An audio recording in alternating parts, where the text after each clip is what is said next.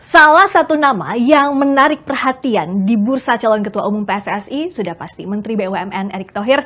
Dan saya, Friska Clarissa, saat ini sudah bersama eksklusif untuk berbincang langsung dengan Pak Erick Thohir. Halo, sehat Pak Erick? Sehat, alhamdulillah. Senang sekali pertama kali di TV untuk berbincang pasca mendaftar ya jadi ketua umum PSSI. Jadi ceritanya gimana Pak Erick? Soalnya kan gini, waktu Desember lalu ketemu wartawan di DPR, saya ingat banget Pak Erick bilang bahwa itu masih jauh kayaknya soal pendaftaran jadi ketua umum PSSI. Terus sekarang kenapa dianggap momentum yang tepat?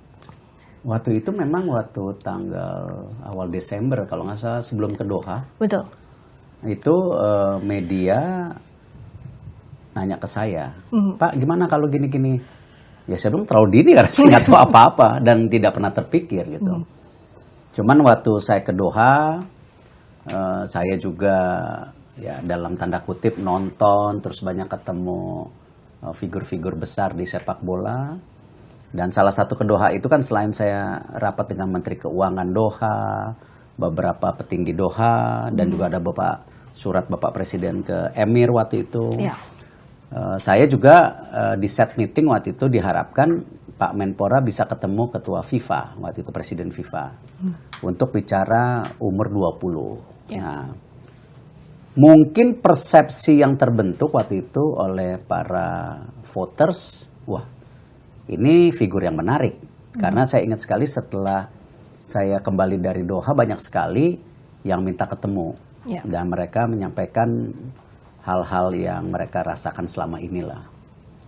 Lalu saya bilang ya lihat aja nanti gitu. Kan saya juga nggak tahu prosesnya seperti apa. Ya. Walaupun saya memang kan sebenarnya kalau di sepak bola dari Persija 2022-2024 sama Pak Manila waktu itu sama Pak Sutioso kita sudah lumayan tahu jeroan PSSI lah dalam kesehariannya gitu. Nah dari situ ya rupanya bergulir gitu sampai akhirnya kemarin waktu pendaftaran mereka yang minta saya hadir, saya juga kaget sekali banyak banget gitu.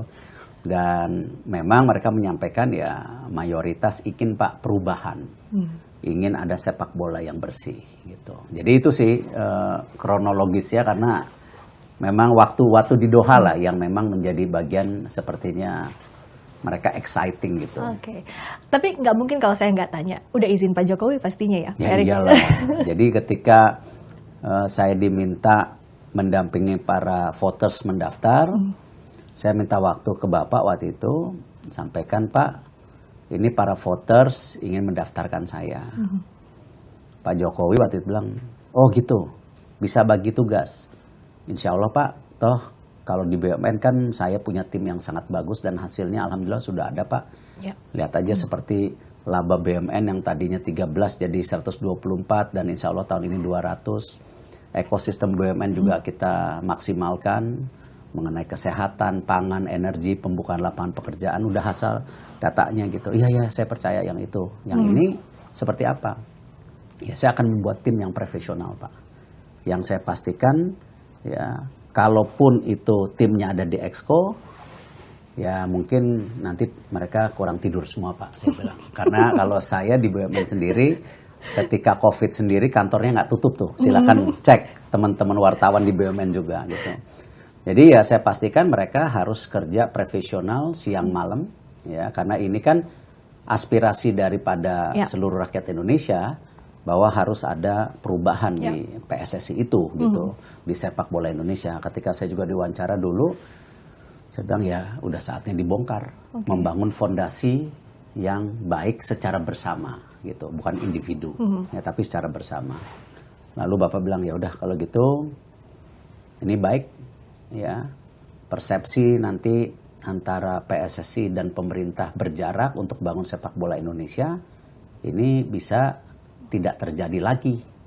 Padahal kan saya ini pecinta sepak bola, ingin sepak bola itu maju. Yeah. Tetapi kadang-kadang dibilang kita mau intervensi. Ya, seakan-akan pemerintah ini jelek. Oh Pak, saya pastikan itu Pak. Dan Bapak tahu hubungan saya sama FIFA baik. Dan itu yang selalu saya sampaikan dari 2015 waktu itu.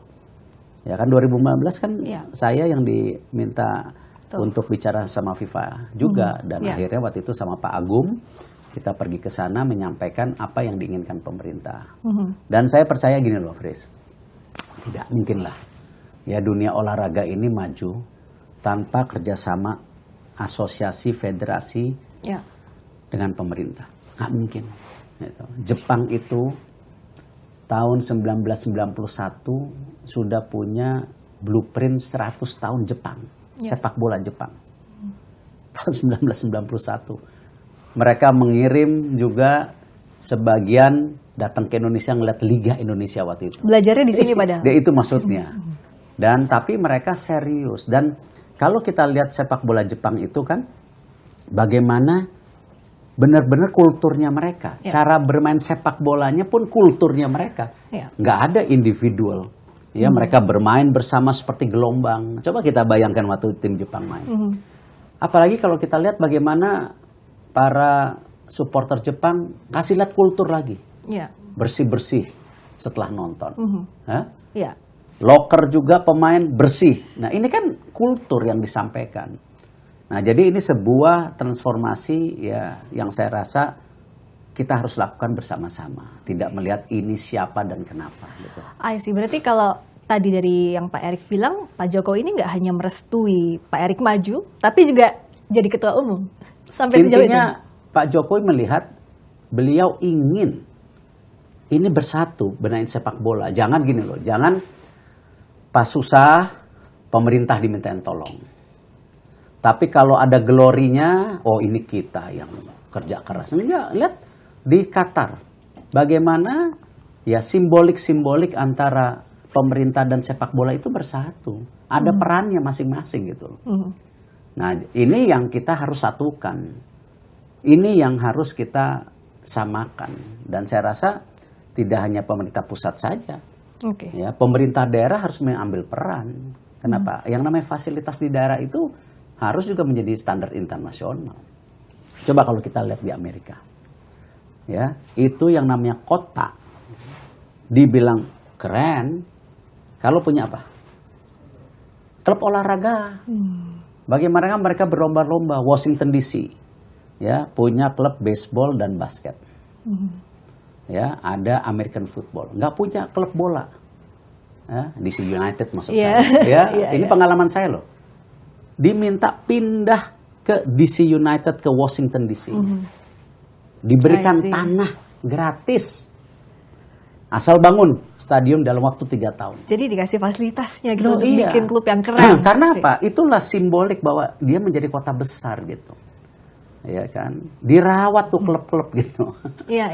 Ya kan? Kalau ada klub yang pindah, coba klub bola basket pindah dari kota ini ke kota ini, itu sedih masyarakatnya. Ya, nah, ini yang persepsi ini yang harus dan olahraga itu kan benar-benar bagian kita membangun karakter kita. Baik di kota tersebut, baik di negara. Oke. Bola olahraga membawa kita apa supaya apa sih? Sportif. Fighting spirit gitu. Pemersatu juga. Pemersatu, jangan jadi malah pemecah belah, bahkan juga sepak bola ini malah membawa kesedihan ketika orang tua kehilangan anaknya. Ya. Kakak kehilangan adiknya, adik kehilangan kakaknya. Kemarin waktu saya 100 tahun Kanjuruan, itu ada bapak bilang, "Pak, istri saya dan anak-anak saya waktu itu, Pak, anak saya meninggal, Pak." Nah, itu yang disampaikan oleh petinggi FIFA juga kepada saya. Bahwa bayangkan katanya, waktu kejadian tuh, waktu saya datang ke Swiss dan ke Doha waktu itu, waktu kejadian Kanjuruan kan saya diminta. Bayangkan katanya, Mr. Thohir, kata dia. Saya itu dibawa orang tua saya nonton pertandingan sepak bola. Itu saya bahagia banget. Ini waktu saya kecil, kata dia. Iya. Tiba-tiba kejadian, ya kita terkurung, orang tua saya mungkin meninggal atau apa saudara saya. Apa perasaan Anda? Yes. Itu nightmare seumur hidup. Nah, itulah. Jadi apa? itu keterpurukan yang luar biasa yang menurut saya nggak boleh terjadi lagi. Apa evaluasinya kalau Pak Erik? Ya lihat kalau dari sekarang kemarin? banyak hal. Kita nggak bisa saling menyalahkan. Karena apa? Kita tidak punya SOP. Tidak punya sistem yang baik dalam penanganan atau pertandingan sepak bola. Makanya kadang-kadang pertandingan sepak bola ini konotasinya juga di teman-teman keamanan ya TNI Polri menakutkan gitu. Menakutkan gitu. Padahal kan sepak bola itu tadi harus jadi pemersatu, sesuatu yang membahagiakan seperti di luar negeri kota-kota besar itu berebut ada klub olahraga main di kotanya, milik kota tersebut gitu. Itu kan yang harus. Ya, itu yang akan nanti.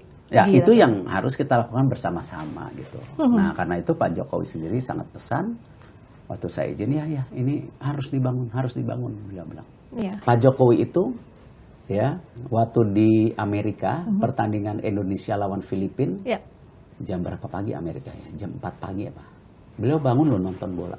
Memang salah satu olahraga favoritnya Loh, bola ya. itu maksud saya. Kalau saya ya bukannya apa-apa. Ya. Kalau kebetulan negara ini pemerintahnya lagi seneng sepak bola, kalau saya mah Digas gitu. kesempatan ya nggak kesempatan yang luar biasa gitu karena nggak semua pemerintah itu suka olahraga kan tergantung daripada karakter pemimpinnya. Spesialnya bola. Iya, itu kan luar biasa menurut saya. Lihat aja Argentina juara ketika negerinya terpuruk secara ekonomi, ya kan masyarakatnya tertekan ya tuh begitu juara ya lupa keterpurukannya sehari gitu. Pak Erik, ini yang kan? juga jadi pertanyaan yang ramai gini. Tadi kan Pak Jokowi udah kasih restu. Pak Erik maju, punya harapan buat pembenahan sepak bola Indonesia lewat Pak Erik. Juga Pak Zainuddin Amali maju sebagai waketum. Artinya istana kasih restu deh gitu. Buat lingkarannya maju jadi calon ketua umum maupun wakil ketua umum PSSI. Tapi kan suara sumbang di luar juga banyak. Iya. Apa ini intervensi pemerintah nih mau masuk-masuk cawe-cawe ke PSSI? Itu Ya gimana kalau jawabnya? persepsi itu kan begini. Berapa banyak menteri yang jadi pimpinan olahraga? Pak Prabowo di silat, Pak Erlangga di wusu, ya kan? Pak Luhut di atletik. Ada nggak aturannya? Kan nggak ada. Dan mereka ini semua yang penting apa? Memang suka gitu. Pak Prabowo emang suka silat. Pak Erlangga cerita sama saya dia suka film kungfu, ya kan? Beliau sampaikan itu ke saya. Ya kalau saya kan memang bola sama basket itu udah dari dulu gitu, bukan tiba-tiba Erick Thohir jadi ketua bowling gitu, orang main bowling aja tidak gitu kan. Nah kalau ini track recordnya jelas gitu, ya kan. Nah kalau Pak Menpora sendiri mungkin tanyakan ke beliau, karena saya juga tidak mau mengkotomi masing-masing individu yang ingin masuk, ya. Tetapi tadi yang saya pesan, kalau nanti ya kan jalan Allah takdirnya ada. Dan kita bersama, ya siapapun di Exco dan Waketum itu, ya saya cuma mau pastikan siap-siap kurang tidur dah. Kan ada KPI-nya ya, dan saya pasti saya ada KPI-nya. Ya, Exco titik-titik dengan ini apa konsekuensinya. Oke. Nah tapi sekarang udah kebayang belum kira-kira siapa yang bakal jadi tim tanknya Pak Erik? Misalnya wakilnya siapa sih? Nggak kebayang. Kan ada karena Indonesia, ada Menpora Zainuddin pemilihan Amali. ini kan individu. Ya, jadi saya nggak bisa ini dan itu. Saya sih mau ngeliat dulu. Yang penting nanti gini, yang penting rule of the game-nya. Siapa yang melanggar rule of the game-nya, termasuk saya, ya siap-siaplah. Ya, kalau nggak begitu kita nggak mungkin bersihin sepak bola. Yang diharapkan masyarakat, yang diharapkan riset semua apa kan? Semua apa? Sepak bola yang bersih. Itu yang utama. Sepak bola yang bersih. Ya, kemarin saya sedang mengecek harga bahan pokok di Medan karena persiapan untuk Ramadan kan. Nah, kenapa Sumatera Utara kebetulan kan PT PN itu produksi minyak goreng, lalu kita ada macam-macam di sana. Ketika saya cek waktu itu di pasar ketemu masyarakat, mereka semua bilang, Pak, titip PSSI ya katanya, dengan ketulusan loh. Terus saya bilang titip apanya? Saya pura-pura gitu.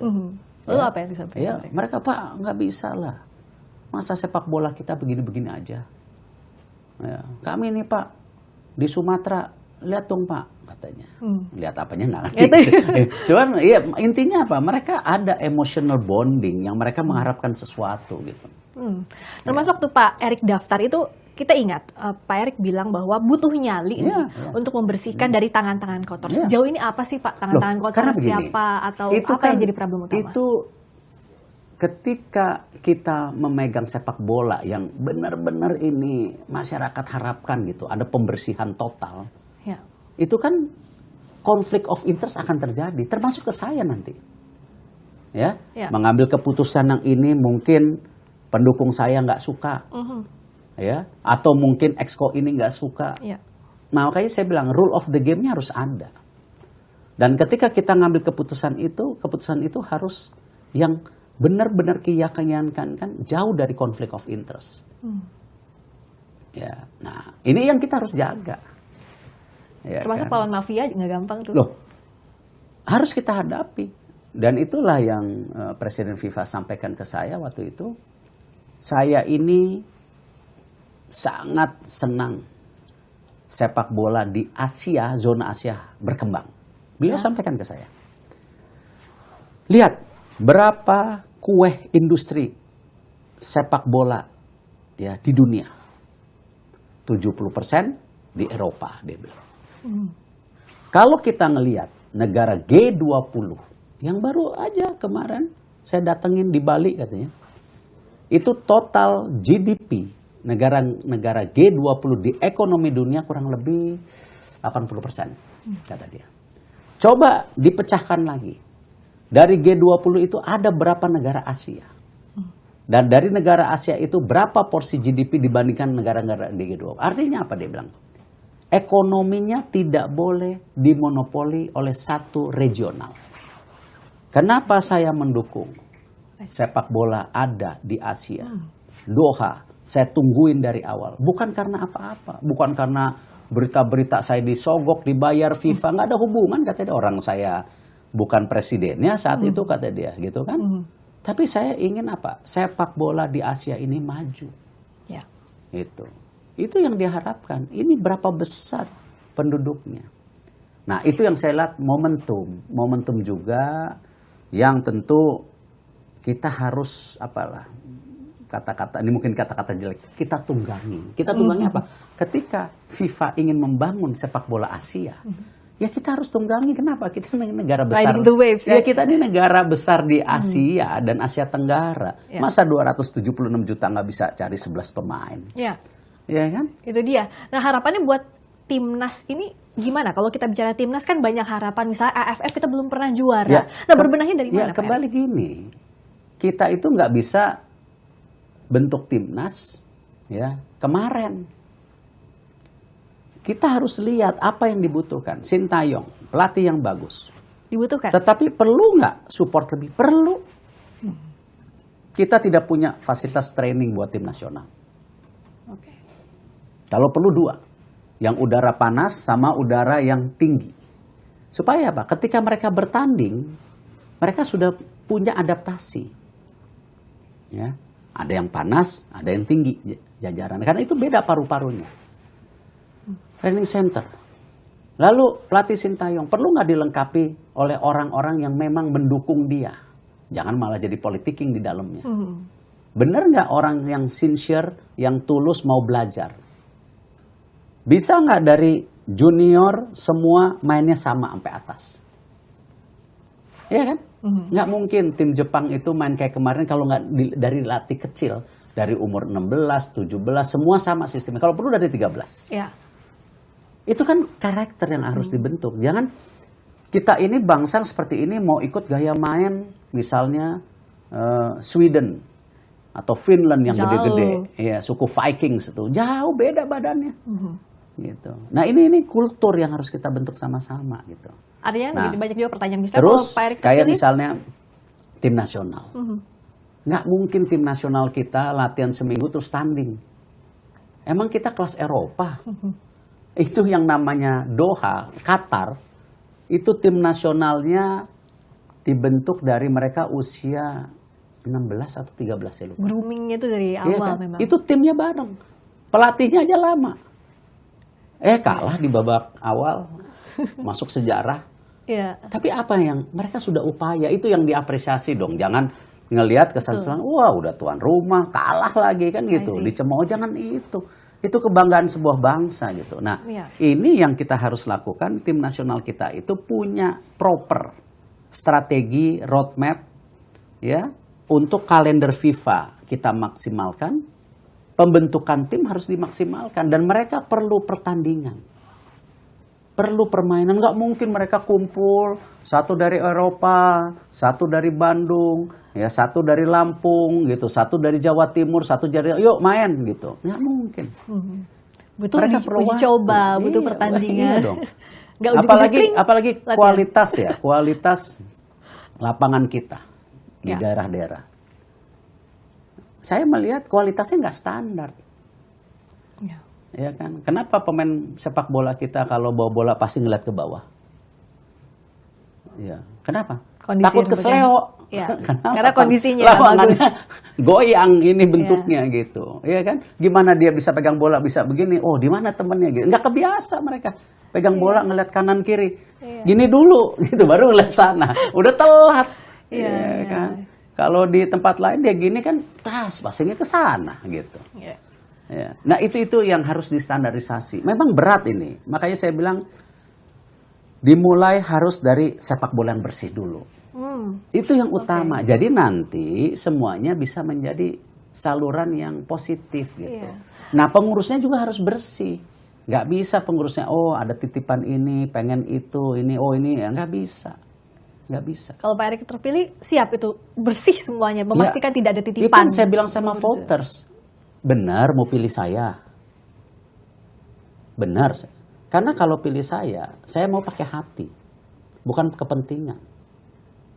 Gitu. Nggak bisa kita benahin, bersihin sesuatu kalau ada kepentingan gitu. Ya.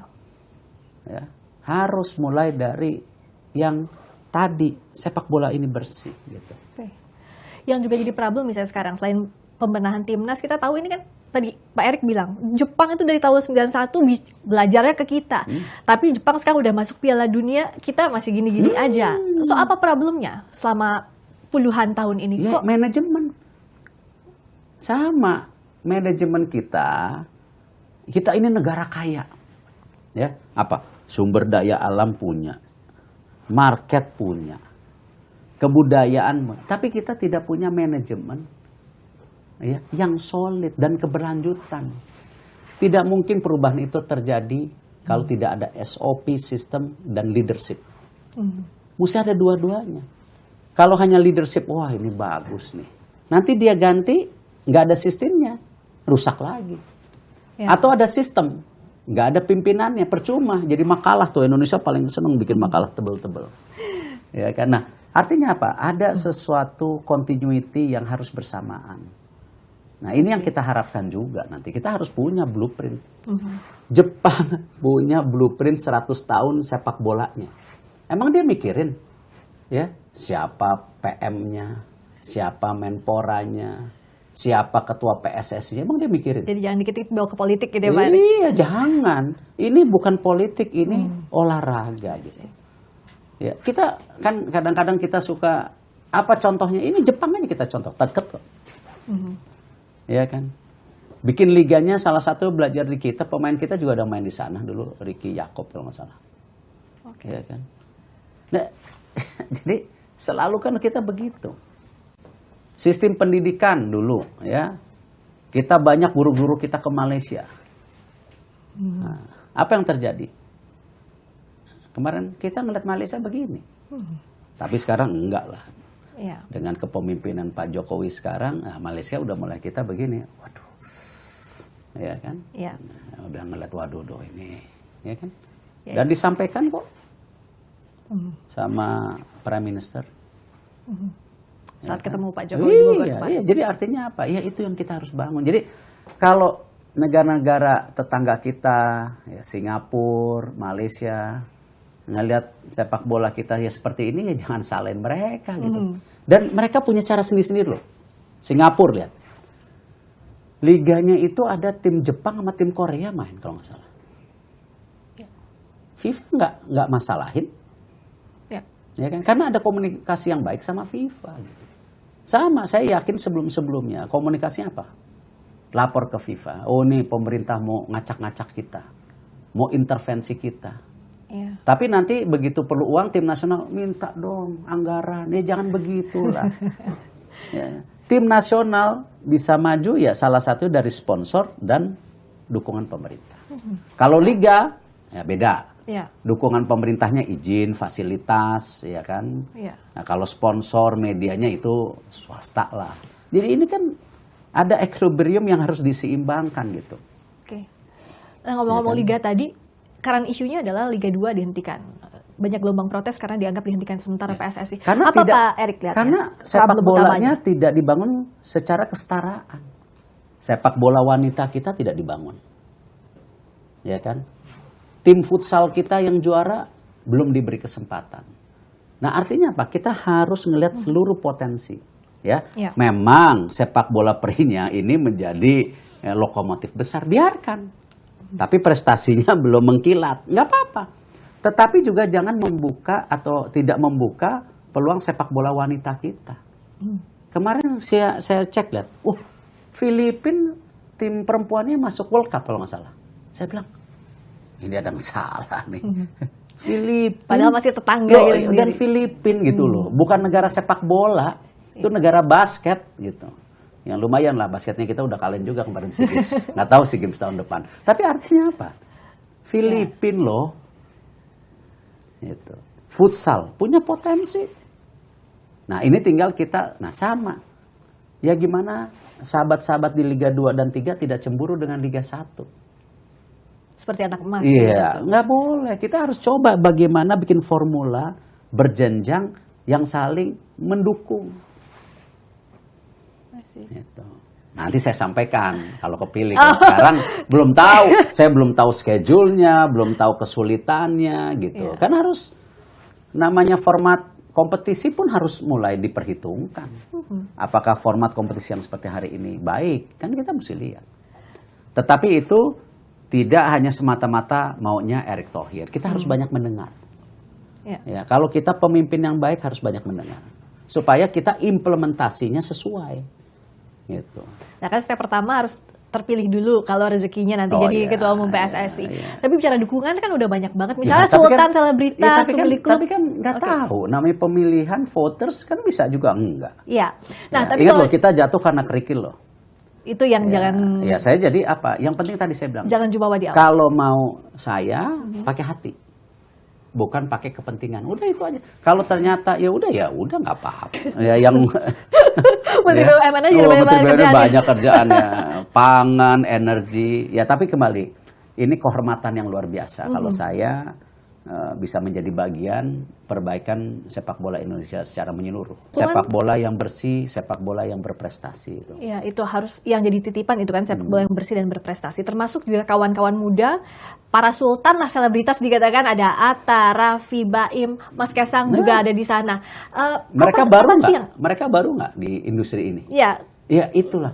Kalau mereka yang baru-baru aja udah mulai kapok, iya kan?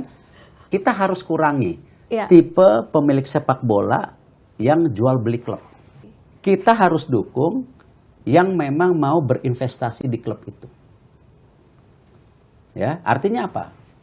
Ya, kadang-kadang pemilik ini sudah membenahi 5-6 tahun, lalu dia pindah, ya nggak apa-apa. Tapi kalau sering pindah, ya, Ya. berarti bisnis banget gitu. Saya dikasih kesempatan punya Inter Milan. Banyak sekarang permintaan saya beli lagi klub Italia. Saya nggak mau. Kenapa? Loh, karena itu jadi bagian, rupanya dulu di Inter Milan nih bisnis, bukan kecintaan. Yang saya lakukan di Inter Milan karena saya cinta dan bisnis. Jadi Gitu jangan kan? sampai bisnis minded doang. Iya nggak bisa. Karena ini kan mengelola klub olahraga ini titipan supporter. Kita mengelola kepercayaan supporter. Jadi kalau pemilik sepak bola itu kadang-kadang dimaki ya harus siap gitu. Kenapa? Resikonya pemilik klub sepak bola susah tidur. Ya kan memang begitu. Resiko. Ya. Nah, jadi kalau mereka figur-figur ini punya keinginan membangun, ya kita harus dukung gitu. Apa sih titipannya mereka kemarin sampai Atta kan sempat bilang kapok tuh di sepak bola. Ya, karena gini, ya saya nggak tahu ya. Mungkin dia merasa lagi main benar, tiba-tiba di ujung kena penalti. Ya. Nah kayak gitu-gitu kan, kalau memang wasitnya salah, ya, is okay, itu lumrah manusia. Tapi jangan juga wasit disalah-salahin terus, kasihan mereka juga punya keluarga, mereka punya manusia. Makanya nanti mesti ada apa? Teknologi. Ya, di World Cup bolanya aja pakai chip. Ada VAR, ya kita juga harus dong. Katanya mau kelas dunia, masa teknologi nggak dilibat? Sekarang mah kalau main-main gitu ketahuan. Lihat aja di bola basket. 2017 Liga Bola Basket Indonesia IBL menghukum berapa pemainnya? Saya lupa, 7 apa? Seumur hidup. 2021 kemarin 9 pemain kalau nggak salah. Pokoknya totalnya 16 lah. Apa? Dihukum seumur hidup loh pemain. Nah ini mesti ada kesepakatan siapa yang main-main, ya nggak usah dibola lagi seumur hidup. Dah gampang. Mau wasit, mau pemain, mau pemilik, ya mau saya, mau exco gitu. Udahlah. Kita ngeliat ke depan makanya. Saya nggak mau bicara yang sebelum-sebelumnya. Ayo kita. Makanya kan saya statementnya. Ayo. Ya, kita harus lawan tangan-tangan kotor yang mau merusak sepak bola Indonesia ke depan. Dengan apa? Rule of the game, dengan aturan yang jelas. Tidak kepentingan. Kalau nggak akan sepak bola Indonesia jadi maju. Ya, dan kapok nanti orang-orang yang pengen bangun kapok gitu. Dan saya rasa pemilik klub-klub yang lama juga ya, yang sudah lebih lama dari Raffi, dari Atta, sebenarnya ya kapok gitu. Saya yakin coba kalau kita interview satu-satu nanti ya. Cuman karena dia cinta banget gitu. Jadi ya gimana lagi? Lo kan ada tokoh-tokoh juga yang punya di daerahnya. Itu cinta banget pasti mereka. Ya.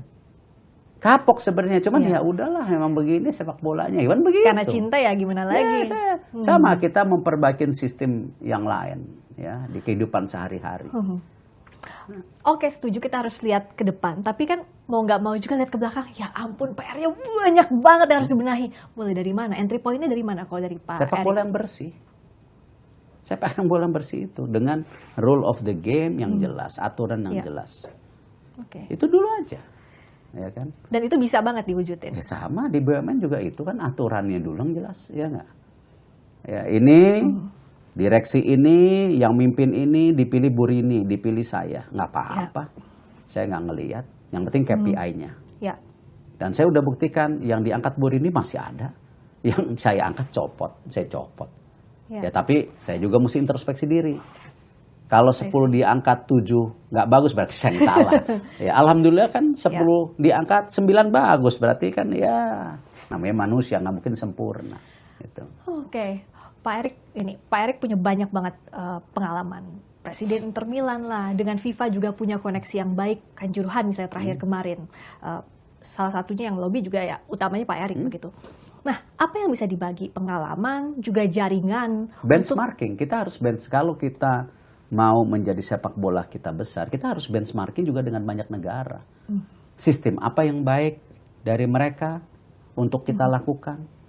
Gitu. Atau sistem kita sudah baik, kita jangan rubah. Tapi mesti ada benchmarking. Dan gini loh, banyak keputusan internasional itu kita nggak ngikutin. Coba, jajaran Exco FIFA. Kayaknya Filipina dapat deh. Kita nggak dapat. Terus negara kecil apa? Saya lupa ya, Bangladesh apa dapat. Kita nggak dapat. Something wrong with us gitu loh. I see. Saya bisa buktikan kita negara apa? Saya jadi IOC member. Saya jadi FIBA Central Board, wakilin Indonesia atau individu. Kenapa di bola nggak bisa? Tapi nggak perlu saya lagi. Nanti kita bikin sistemnya. Ada tokoh-tokoh internasional Republik Indonesia yang menjadi liaison officer kita. Bicara dengan tokoh-tokoh sepak bola dunia. Begitu dong, gantian. Ya kan? Jadi harus ada gitu. Kita di bola basket ketika saya jadi figur internasional, ya udah. Di sininya kita angkat sekjen pertama perempuan. Ayo. Di bola basket, Dewi. Ya. Yang jadi ketua basket, ya, Pak Dani Kosasi bukan orang kaya. bukan pemilik media, bukan bisnismen besar, tapi dia tiap hari keliling daerah. Nah, tuh. Oke. Memastikan bola basketnya maju. Nah. Gimana biayanya? Ya tadi ada pemasukan buat perbasinya secara transparan, gitu kan? Yap. Ya jangan semua ini ya selalu kadang-kadang, wah yang jadi harus orang punya. Ya janganlah. Ya, Bangsa ini dibangun bukan karena punya dan tidak punya. Bangsa ini dibangun karena apa? Pemimpin yang bekerja emang mau memperbaikinya. Gitu. Ya, di bola basket itu. Terakhir Pak Erik, targetnya kalau kepilih jadi ketua umum PSSI apa? Buat timnas misalnya atau buat AFF kayak apa yang realnya? Belum lihat, tunggu dulu, belajar dulu gitu. Kalau di BUMN juga saya 1 bulan pertama waktu itu saya bikin statement di BUMN. Jangan saya diganggu, jangan saya juga ikut-ikut apa kunjungan ini, seremonial, saya nggak mau. Coba Google statement saya. Saya mau belajar apa itu BUMN. Tapi setelah saya 1 bulan belajar, saya langsung apa? Bongkar Asabri, Jiwasraya waktu itu kan, Ya. Garuda, itu. Ya. Baru berapa bulan kemudian bongkar struktur BUMN. Ya, cari orang yang tepat profesional. Wamen saya banker stop dua-duanya. Ya, sesmen saya dari ASN tapi ngerti hukum dan energi. Saya tarik deputi Ibu Nelly dari private sector. Sekarang ada deputi umur berapa? 39 tahun pertama. Ya, kita tarik Pak Karlo Tewu dari KPK. Kita lakukan pembenahan gitu. Ya. Okay. Nah ini sama, ya. Kita lihat setelah tanggal 16 Februari itu dulu, ya kan. Jangan kita mimpi-mimpi nggak jelas, ya. Udah nggak usah pakai teori, kita harus pakai nyali dulu, gitu. Ya kan.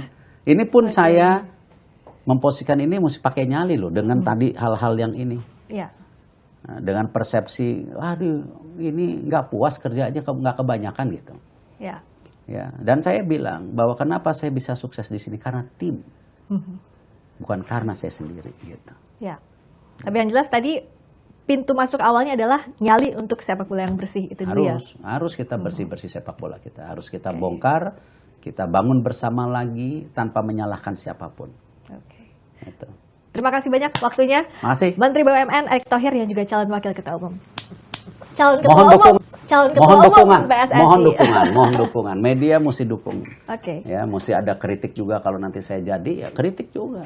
Pasti Gitu. itu. Iya dong, harus. Dan jangan kapok di wawancara ya, Enggak, sering-sering enggak. ngobrol sama media. Bismillah. Thank you banget Pak Erick Thohir, Ya. calon ketua umum PSSI dan Menteri BUMN telah bergabung di Kompas TV. Saya Friska Clarissa. Sampai jumpa.